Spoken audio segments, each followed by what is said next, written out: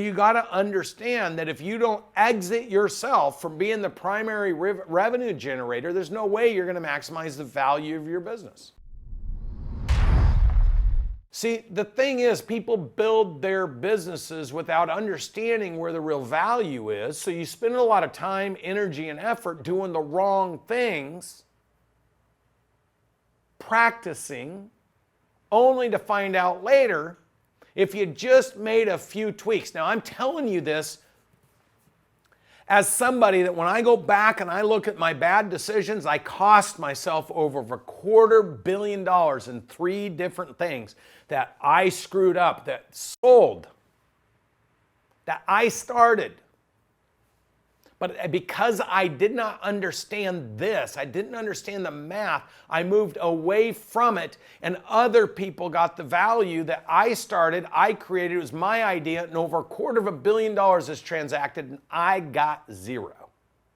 So I have a choice. I can be pissed, I could be angry, or I could go choose to learn from my mistakes and multiply how fast I can earn now. Because the whole art in scaling is pulling time and money forward.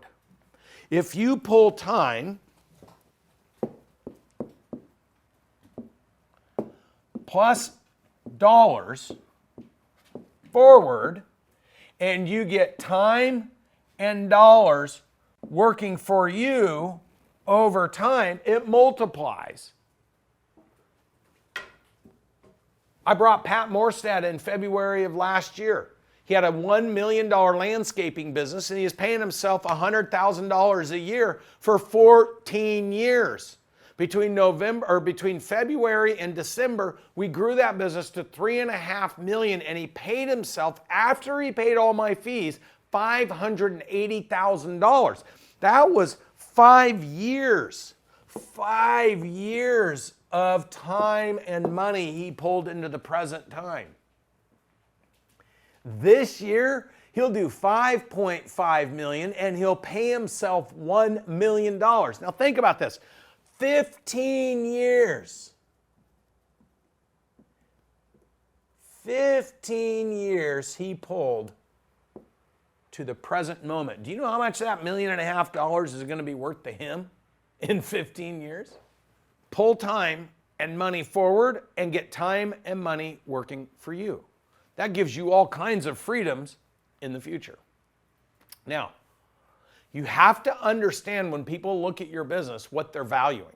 And a lot of sellers get stuck on like, oh, you're buying my business because it's my brand and I built it and I work. Like, they don't care about that. They care about 3 things when you sell a business. And these 3 things you should be thinking about every single day you come to work. Because they're the 3 things that are going to pay you more money while you're the owner. They're the 3 things that will give you more money to pay your team to take the load off of your plate. And eventually they're the 3 things that will drive the highest value for your business. And those are the 3 P's: performance, predictability, and potential. Now, in performance, you have profitability. That's another P. How profitable are you today, and how predictable is that profitability in the future? And then what is the actual potential? But here's the thing. If you don't know what you're doing, you sell your business, and a buyer will trick you into buying it based on your business's potential. How I got 77 times EBITDA, which is why you want to be around people that know what the hell they're doing. I got it because I did not sell my business based on my potential. I sold my business based on the potential for the company that bought it for what they could do if they bought me.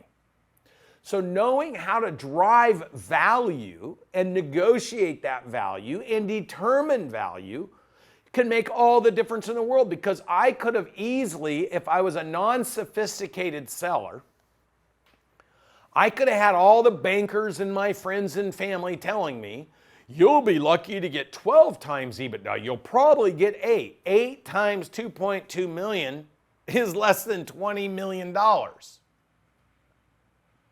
It would have been easy for me to sell my business for that because everyone was telling me that's what it was worth.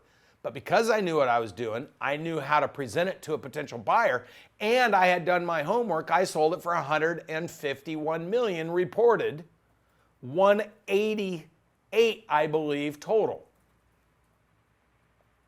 That's a big difference. I think you guys would agree. Making a mistake because you're not surrounded by the right people, that could cause problems. When business owners come in and they start wanting to tell me all about their business and how great they're doing and how valuable it is, I'm like, hey, time out. Just send me your financial statements. The finances in the business never lie. Who generates that revenue never lies. So if you're a business owner trying to sell me this $3 million business and you're generating all the sales, what's the likelihood I'm going to buy it without making you stay there to get your money for 3 to 5 years? Because if you're going to sell me on a 5 times multiple and you're going to want from me $5 million and you're generating all the revenue, I ain't buying it. The risk with you leaving unless you're there for the 5 years to generate it. Well, then at what point, why would you sell it to me? Makes no sense. So you got to understand that if you don't exit yourself from being the primary revenue generator, there's no way you're going to maximize the value of your business.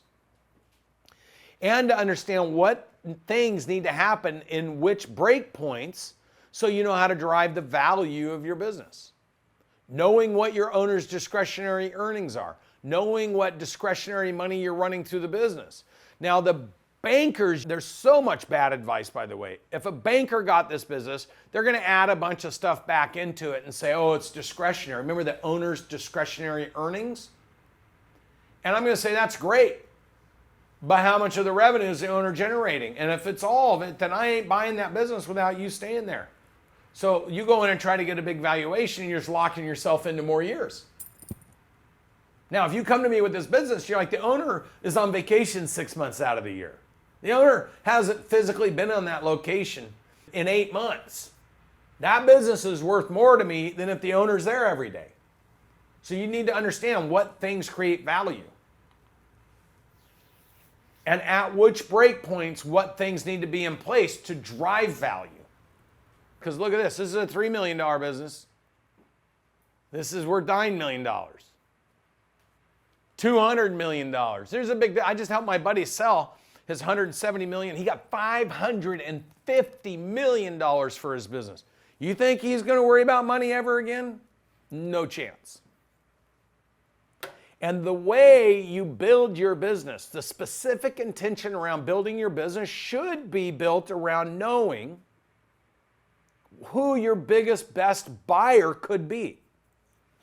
Well, you're not going to find this out from some local guy that does 5 transactions a year as a merger and acquisition person because they're just trying to get their fee.